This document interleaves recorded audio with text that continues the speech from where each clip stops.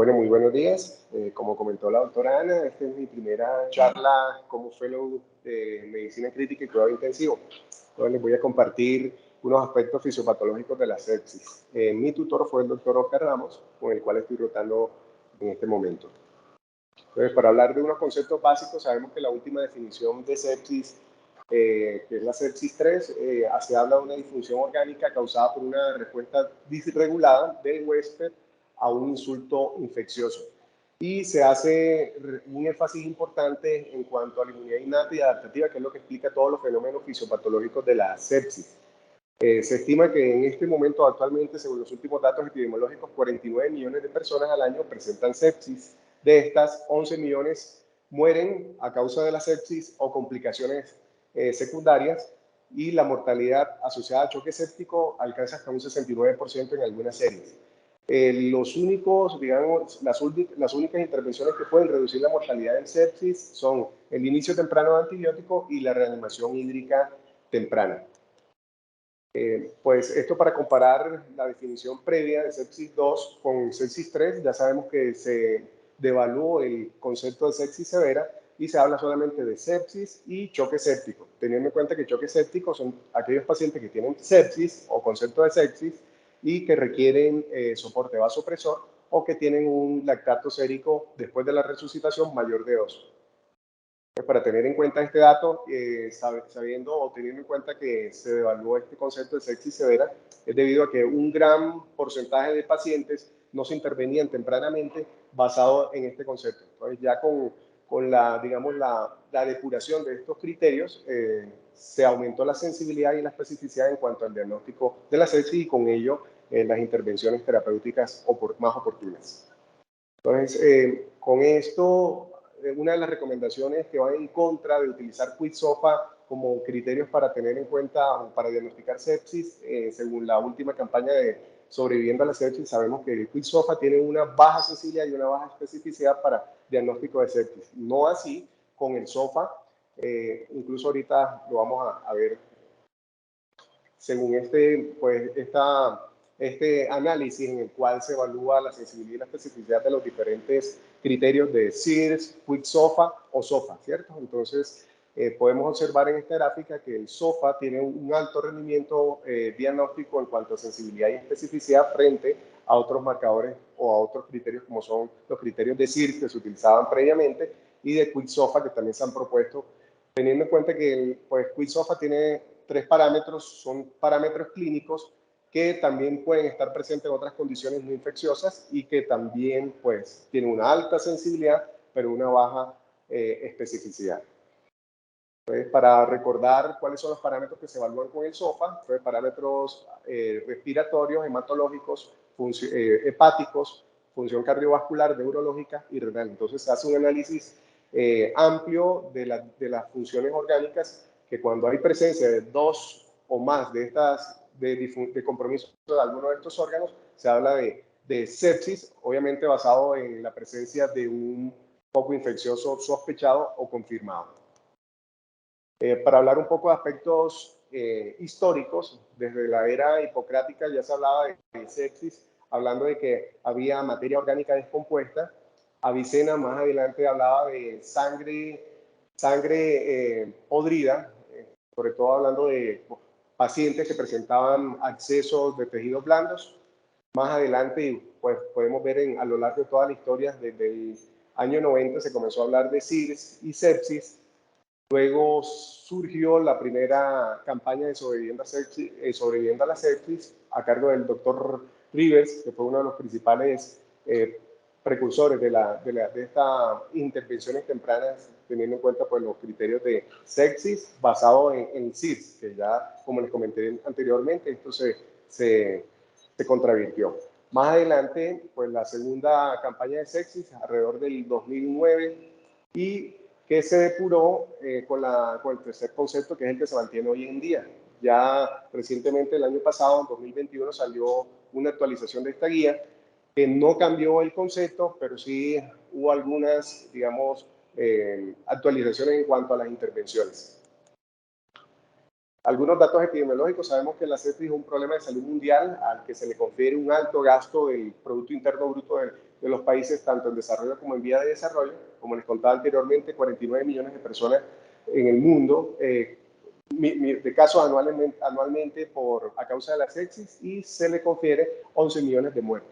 Constituye el 19.7% de causas de muerte de la totalidad de las muertes, incluso está por encima de las causas cardiovasculares, y si sumamos el CA de próstata, mama y pulmón, esa incidencia es sobrepasada por la sepsis. La incidencia viene en aumento en las últimas 2 décadas. Se estima que 450 casos por cada 100.000 habitantes. La principal causa de muerte en UCI no cardiovascular es a causa de la sepsis. Se han identificado en diferentes series que las infecciones más frecuentemente identificadas son a nivel pulmonar, abdominal, sangre, es decir, bacterias, y en menor medida las infecciones urinarias, con los porcentajes que podemos ver en la gráfica. Y los organismos más frecuentemente identificados son los gram negativos en un 62%, de los cuales el 20% corresponden a Pseudomonas y un 16% a Escherichia coli. En una menor medida los cocos gram positivos, en un 47%, siendo el más frecuente el Staphylococcus aureus. Y los hongos, obviamente, en una menor proporción, 19%. Eso incluso ya estaba muy claro en revisiones previas, como en esta de Critical Care del 2018, donde se aisló en la primera columna, no había ningún aislamiento. La segunda columna que podemos ver es aislamiento de bacilos gram negativos, y la tercera columna corresponde a los cocos gram positivos. Entonces, para destacar que la principal etiología de la sepsis está a cargo de los bacilos gram negativos. El foco infeccioso identificado más frecuentemente, como les contaba, pulmonar, luego abdominal y seguido por el sistema nervioso, el sistema urinario, perdón. Hablando un poco de la mortalidad después de cursar con sepsis, 1 de cada 5 pacientes después de superar la sepsis mueren a causa no de la sepsis, no de enfermedades previas, sino de la sepsis. Entonces, para tener en cuenta que la proporción de personas... Sí. Escúchame un momento.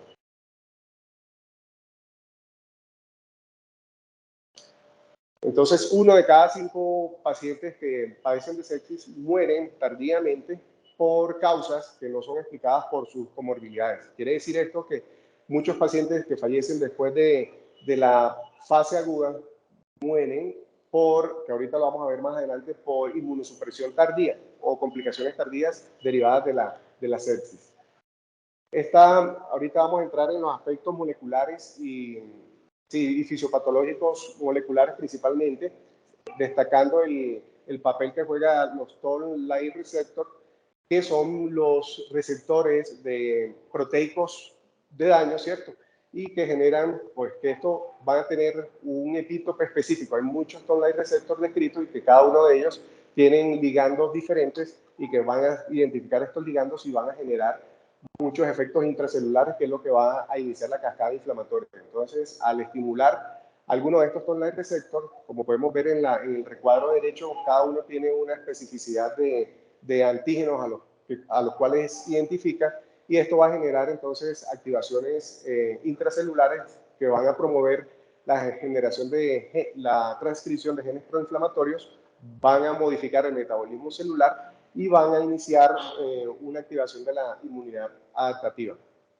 Entonces, juega un papel muy importante lo que son las células dendríticas, el macrófago y las células natural killer, que son los que poseen en su membrana unas proteínas transmembranas, como son los Toll-like receptors, que van a identificar estos antígenos y que van a ser activados por los DAMs y los PAMs, sabiendo que los PAMs son patrones moleculares asociados a patógenos, y los DAMs son patrones moleculares asociados al daño generado por este mismo proceso inflamatorio. Entonces, una vez activados o una vez estimulados estos receptores, se van a activar unos mensajeros intracelulares, como son el MIP88 y el TRIF, que van a generar una desinhibición del factor estimulante del NF-kappa beta. Esto va a generar entonces una síntesis proteica o una activación de estos genes proinflamatorios que van a llevar consigo una activación metabólica y una activación de toda la cascada inflamatoria con producción de interleuquina 1, interleuquina 8 como factores inflamatorios, factor de necrosis tumoral, que es lo que va a generar la amplificación de esta respuesta inflamatoria. Importante que pues, el sustrato metabólico de esta célula es la glucosa, entonces se necesita glucosa para generar todos estos procesos metabólicos intracelulares. De la mano se va generando pues, una respuesta antiinflamatoria, como son la producción de interleuquina 10, que va a tratar de modular esta respuesta inflamatoria inicial generada por la activación de estos, o esta estimulación de los toll-like receptors.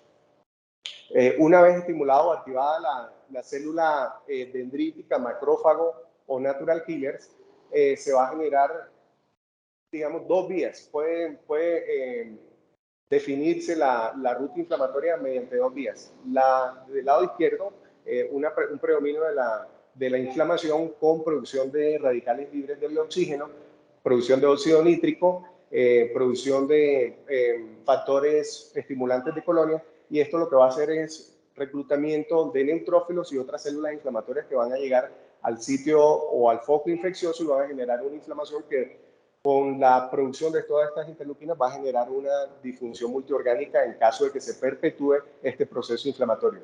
Si se da la vía del lado derecho, donde se inhibe la interleuquina 12, la interleuquina 6 y el factor de necrosis tumoral, con predominio de la interleuquina 10, entonces se da una inmunomodulación y va a generar entonces una recuperación del proceso inflamatorio. Entonces, como les contaba, pues la vía, digamos, la vía favorable o benigna sería la recuperación mediante estos factores inmunomoduladores. Y la vía grave sería la inmunosupresión, que esto lo que va a favorecer serían segundas infecciones o la expresión de infecciones latentes como el citomegalovirus. Y la disfunción orgánica persistente que va a generar pues, el daño multiorgánico. Entonces, acá para, digamos, esquematizar un poco lo que es la respuesta inflamatoria y la antiinflamatoria, sabemos que debe haber un balance inmunológico entre estos dos procesos en la fase temprana. Luego de esa estimulación de los toll-like receptors por los patrones moleculares, ya sean de daño o de patógeno, van a generar la liberación temprana de interleuquina 6, 8, 1, factor de necrosis tumoral e interferón. Esto además va a llevar a cabo una activación del complemento y de la fagocitosis, que es lo que buscaría en primera instancia es controlar el insulto infeccioso. Secundariamente sigue la respuesta celular, que es por la activación de los linfocitos B, los linfocitos T citotóxicos e incluso los linfocitos T reguladores, que los T reguladores van a tratar de modular esta respuesta inflamatoria inhibiendo la activación o la propagación de esa inflamación a cargo de los macrófagos. Por otro lado, los linfocitos B van a iniciar la síntesis de inmunoglobulinas específicas para cada uno de estos antígenos inicialmente expresados. La respuesta inmunohumoral pues solamente confiere la producción de inmunoglobulinas específicas para estos antígenos que les comentaba. Concomitantemente a toda esta respuesta inflamatoria se va dando la respuesta antiinflamatoria, que es la disminución de la expresión del HLA del complejo mayor de histocompatibilidad para disminuir el reconocimiento de antígenos, es decir, para no seguir reconociendo estos antígenos y no amplificar o propagar este proceso inflamatorio. Mediado por la interleuquina 10 se da una apoptosis de estas células inmunes, entonces por eso podemos ver un descenso transitorio de los linfocitos, de los monocitos y de las células presentadoras de antígenos. Entonces, todo esto con el fin de reducir la carga inflamatoria. Si este proceso no se da, entonces se puede dar o si este proceso de o de antiinflamación se perpetúa, puede haber una inmunoparálisis y es lo que va a favorecer a mediano o largo plazo en el curso de la sepsis, infecciones nosocomiales, reactivación viral y tolerancia a esas endotoxinas inicialmente identificadas. Entonces, esto para recordar un poco las moléculas proinflamatorias y antiinflamatorias. Sabemos el papel que juegan las antiinflamatorias como son la interleuquina 1, el factor de necrosis tumoral, la interleuquina 6, el interferón, que son pues los inicialmente producidos en este proceso. Y sabemos también todos los efectos que genera el trombosano, factor activador de plaquetas, que son la fosfolipasa 2, que son los responsables de que se den todas las alteraciones a nivel del proceso de coagulación del endotelio y de cada uno de los órganos que se pueden afectar en un proceso séptico. Y las moléculas antiinflamatorias, destacando la interleuquina 10, que son una de las principalmente responsables de esta inmunomodulación. Pues acá en esta gráfica podemos resumir todo lo que ya les comenté. Entonces ya sabemos que en la primera línea, en la primera gráfica, hay una inmunomodulación mediada por los linfocitos T reguladores que, como lo ven, inhiben los linfocitos T citotóxicos, las células presentadoras de antígenos e incluso las células B, los linfocitos B. Todo esto con el fin de disminuir la respuesta inflamatoria. Y disminuyen pues también el número de células linfocíticas CD4 y CD8. Además de esto, hay unos bajos niveles, por este mismo proceso, hay unos bajos niveles de inmunoglobulina G, IgA e IgM. Después, digamos que siguiendo este proceso, la inmunidad, los defectos que se generan a causa de la alteración de la respuesta neutrofílica, entonces va a generar un aumento en la adhesión del neutrófilo y todo esto secundario a la mayor expresión de selectinas, adhesinas e integrinas. Y es lo que finalmente va a generar daño orgánico. Entonces, la célula principalmente responsable del daño orgánico es la activación del neutrófilo y que va a generar unas trampas extracelulares que va a llevar consigo activación de la cascada inflamatoria, pérdida de glucocáliz y pues obviamente la fuga capilar, el edema intersticial, y que es lo que explica todos los fenómenos histopatológicos a nivel celular y en cada uno de los órganos. Hay también pues un aumento importante de las citocinas proinflamatorias como son la interleuquina 1, 8, el factor de necrosis tumoral y una disminución del complemento producto de su activación. Entonces hay un descenso de los niveles de C3 y C4. Además de esto, esta exposición del citoplasma de los neutrófilos va a generar patrones moleculares asociados a daño y que van a perpetuar o pueden perpetuar el proceso inflamatorio. Bien, traje en este estudio un artículo de revisión en el que plantean en pacientes que están sépticos y son sometidos a otros insultos como trauma o cirugía. Entonces, cuando un paciente está en este proceso de inflamación y antiinflamación y recibe un segundo insulto, esa respuesta inflamatoria seguida puede ser incluso mayor o amplificada con respecto a la respuesta inicial. Si esta respuesta inflamatoria, si esta recuperación es tardía, entonces puede haber un compromiso de la inmunidad tanto humoral como innata, ¿sí? Y es lo que va a favorecer que haya una mielosupresión y es lo que explica por qué en los pacientes sépticos hay mielosupresión. Entonces vemos en la gráfica del lado derecho inferior que en el proceso inflamatorio, cuando tenemos inmunoparálisis, hay descenso de las células dendríticas, hay descenso de los macrófagos, hay disminución de los linfocitos T reguladores, entonces va a haber una amplificación del proceso inflamatorio o un proceso inflamatorio persistente y esto va a generar hipercatabolismo, que es lo que explicaría por qué los pacientes sépticos son hipercatabólicos. Entonces, normalmente si esto llegase a suceder, el paciente, en la mayoría de los casos, más del 90%, van a fallecer si se perpetúa este proceso inflamatorio y hay una inmunoparálisis. Para destacar digamos, la interacción que hay desde el punto de vista neural y de la respuesta neurológica, de la respuesta inflamatoria, sabemos que entonces todas estas células inflamatorias como son los macrófagos van a generar, al liberar esta interleuquina 1 y el factor de necrosis tumoral, va a generar unos estímulos aferentes a nivel nervioso simpático y parasimpático, hablando pues del parasimpático con estimulación de los núcleos del tracto solitario, van a generar una respuesta eferente con la liberación de acetilcolina, que esta acetilcolina tiene un efecto inmunomodulador antiinflamatorio a nivel de los macrófagos. Ellos en su membrana, los macrófagos, las células dendríticas, tienen receptores para acetilcolina. Entonces el estímulo a través de estos receptores va a generar una disminución en esa cascada inflamatoria.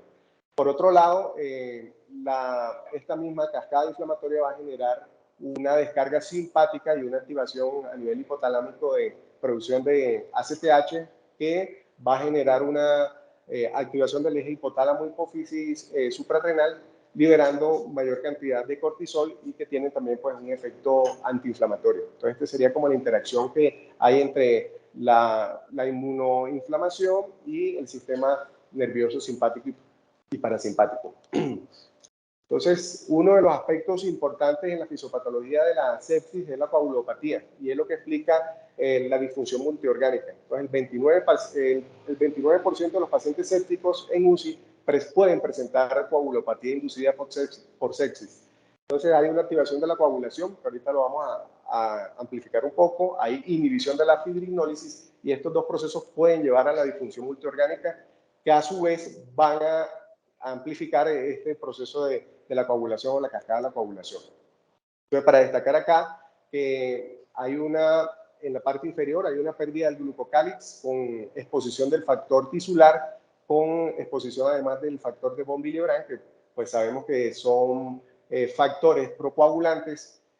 Además de esto, va a haber a través de la exposición de estos DAMs por las trampas de neutrófilos, se va a generar una cascada inflamatoria con activación del complemento, activación de la cascada de coagulación, microtrombos, pérdida de la permeabilidad capilar y pérdida de la adhesión endotelial, de las células endoteliales. Esto es con la consecuente extravasación hídrica y el edema intersticial.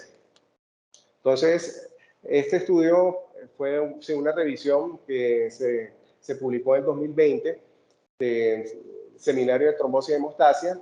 Se propone este score para identificar los pacientes que están sépticos y que tienen coagulación intravascular diseminada o coagulopatía asociada a la sepsis. Entonces podemos ver que tienen en cuenta el conteo de plaquetas, el dímero D, el INR, los niveles de fibrinógeno y obviamente el score de SOFA. Entonces le dan un puntaje a cada uno de estos parámetros y de acuerdo a ese puntaje se puede definir si el paciente, además de estar séptico, está cursando con una coagulación intravascular diseminada o con una coagulopatía asociada a sepsis. En internet podemos encontrar estas calculadoras, que es la que les publiqué del lado izquierdo en la parte inferior. Basado pues, en esta fisiopatología, que es uno de los aspectos importantes en la fisiopatología, que es la responsable en mayor medida de la disfunción multiorgánica, se han planteado tratamientos dirigidos a reducir este proceso o esta cascada inflamatoria o hipertrombótica. Entonces, se han hecho varios estudios evaluando la eficacia del uso de antitrombina, por ejemplo, trombomodulina, heparinas y heparinoides. Ninguno de estos estudios ha demostrado que estas moléculas reduzcan o impacten en mortalidad. Pueden tener algún efecto benéfico, pero no se recomiendan de primera línea como tratamiento 1A para reducir el riesgo de coagulopatía o el manejo de la coagulopatía. No así si el paciente, además de estar séptico, tiene un proceso trombótico objetivo. Entonces, basado en esto, en el 2001 se publicó este estudio multicéntrico doble ciego aleatorizado en el que se evaluó la eficacia y la seguridad de la proteína C activada. Entonces, se llegó a la conclusión con el análisis de más de 1.500 pacientes que se reducía con el uso de la proteína C activada, se reducía la mortalidad. Y los principios fisiológicos están explicados porque la proteína C activada va a tener inhibición o va a tener un efecto inhibitorio del factor tisular, con lo que va a generar una disminución de la cascada procoagulante. Además de eso, una disminución de la activación del factor 7, del factor 5. Además de eso, va a tener una activación o una inactivación del inhibidor tisular del platinógeno, y todo esto va a verse reflejado con la activación de la fibrinólisis, sabiendo pues que la formación del coágulo es lo que va a generar los microtrombos y muy responsable de la fisiopatología de la disfunción multiorgánica. Sin embargo, 10 años después, salió este otro estudio en el que contravirtió esos resultados emitidos en el 2001 y en el que no se evaluó ningún impacto en el resultado primario como fue la muerte y en reducción de la disfunción multiorgánica que es expresado por los cambios en el SOFA. Pero sí se evaluó una tendencia a sangrados no serios. Entonces, por esta razón, este medicamento fue retirado del mercado y se prescribió su uso en choque séptico. Entonces, la conclusión es que no reduce la proteína C activa, no reduce la mortalidad de 28 a 90 días. Muy bien, aquí les traje esta revisión para destacar este estudio. Es una revisión muy sucinta, pero muy diciente en cuanto a la fisiopatología molecular, a cargo del doctor Fabio Alberto Jaime, que entiendo que es docente de la universidad. Entonces, como podemos ver, estos Toll-like receptors van a identificar estos patrones moleculares, van a activar estos genes proinflamatorios a nivel nuclear y él es responsable de toda esta cascada inflamatoria. Entonces, sería bueno revisar esto para entender desde el punto de vista celular todo el proceso de inflamación.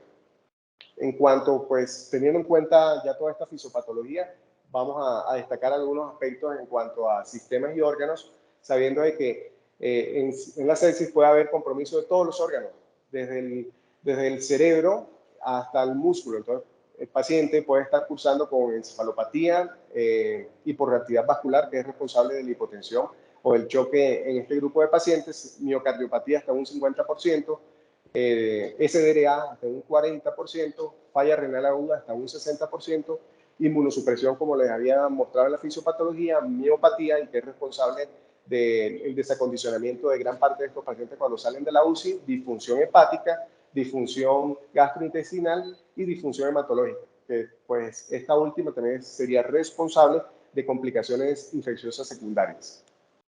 El compromiso multiorgánico en cada uno de estos órganos a nivel neurológico, pues el paciente se manifiesta con alteración del estado mental, agitación a nivel pulmonar, con todo el compromiso de los índices de oxigenación secundario a toda esta fisiopatología de los procesos inflamatorios a nivel alveolocapilar, a nivel renal, hematológico. Entonces el paciente puede cursar con anemia, leucocitosis, neutropenia o trombocitopenia, y, como les comentaba, coagulación intravascular diseminada en el 29% de las pacientes.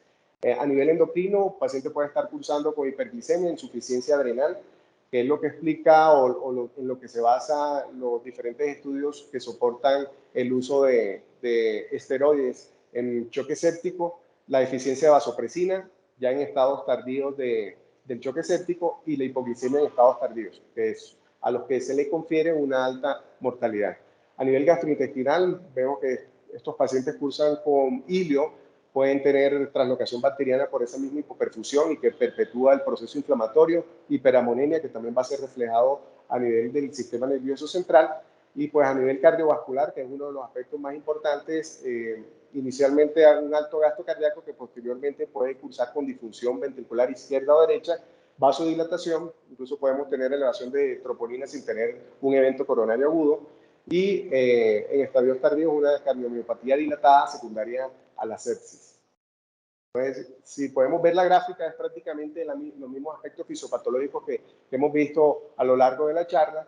Entonces, hay una activación del macrófago, de las natural killer o de las células dendríticas que identifican esos patrones moleculares y que van a generar una liberación de todos estos factores proinflamatorios. Importante, como les comentaba, todas esas trampas extracelulares de neutrófilos que cumplen un papel muy importante en la lesión tanto endotelial como celular. Entonces, es el responsable de todo el daño de los neumocitos tipo 2, de las células endoteliales, del intersticio. Entonces, podemos ver que también hay migración de fibroblastos, que esto es lo que va a llevar a las fases tardías del SDRA. Entonces, todo esto para explicarles que el SDRA es una manifestación, una de las principales manifestaciones de la sepsis, e incluso comparten muchos mecanismos fisiopatológicos. Sabemos que el SDRA no siempre está explicado por sepsis, pero hasta un 40% de los SDRA son secundarios a sepsis. o disfunción directa o compromiso directo como son las neumonías. A nivel renal, a nivel del capilar peritubular, se da el mismo proceso fisiopatológico donde juega un papel muy importante los neutrófilos, como podemos observar, que es lo que finalmente va a llevar a la destrucción del glucocáliz, producción de especies reactivas de oxígeno y de nitrógeno que van a llevar a disfunción endotelial, vasoconstricción, activación de la cascada de la coagulación y depósito de plaquetas con fibrina. Y fuga capilar que va a llevar a edema intersticial y va a disminuir entonces la tasa de filtración glomerular, la oxigenación del endotelio tubular, del epitelio tubular, entonces que va a llevar también consigo entonces a una necrosis tubular aguda secundaria a sepsis. Entonces podemos tener alteraciones de las diferentes estructuras de la nefrona. Entonces podemos tener compromiso macrovascular, ya sea por la hipotensión y la deflexión de volumen, alteración glomerular directa, ya sea por vasculitis infecciosa, a cargo también de este proceso inflamatorio, esclerosis o fibrosis. Alteración peritubular, entonces sabemos que hay un edema intersticial que va pues a generar una mayor distancia entre el capilar y el epitelio tubular y consigo entonces una necrosis tubular aguda. Alteración de los vasos rectos, que todo esto es explicado por la disfunción endotelial, adherencia sobre todo de los neutrófilos, la coagulopatía, y además las altas presiones venosas secundarias incluso a síndrome compartimental abdominal o trombosis venosa. Todo esto va a generar un aumento de la presión de perfusión transrenal que va a reducir entonces la tasa de filtración glomerular y se va a ver reflejado en los marcadores de disfunción renal. Como les comentaba, el 50% de los pacientes sépticos pueden cursar en UCI con lesión renal aguda. La mortalidad se supera hasta el 60%. Y hay unos biomarcadores que, bueno, nuestra compañera Gina más tarde va a estar hablando de todos los biomarcadores. Pero para destacar este último biomarcador, que es la proadrenomodulina, en este estudio que es el CISPIC Trial, habla de que es un buen predictor un predictor de requerimiento de terapia de reemplazo renal en los primeros 7 días y que es superior a los marcadores ya conocidos. Entonces podemos ver que los 3 primeros y los que tienen mayor rendimiento diagnóstico son los 3 primeros, que es las metaloproteinasas, el NT-GAL y el KIM1, que es la molécula de injuria renal tipo 1. Bien, hablando pues de los aspectos fisiopatológicos a nivel cardiovascular, hay una alteración del flujo miocárdico y se da por 3 mecanismos: por disfunción microvascular, disfunción endotelial y desacople ventriculoarterial.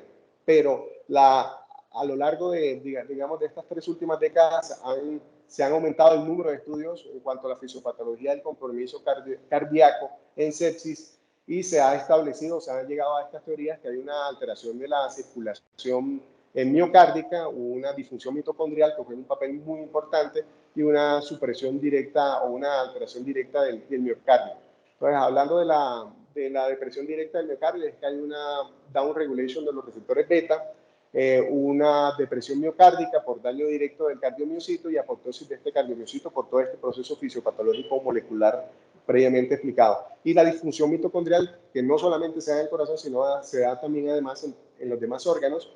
Hay una apoptosis mitocondrial con la disminución del ATP, disminución de la contractilidad, expresión o producción de radicales tóxicos de oxígeno y de nitrógeno. Entonces, todo esto va a llevar a una disfunción directa del cardiomiocito.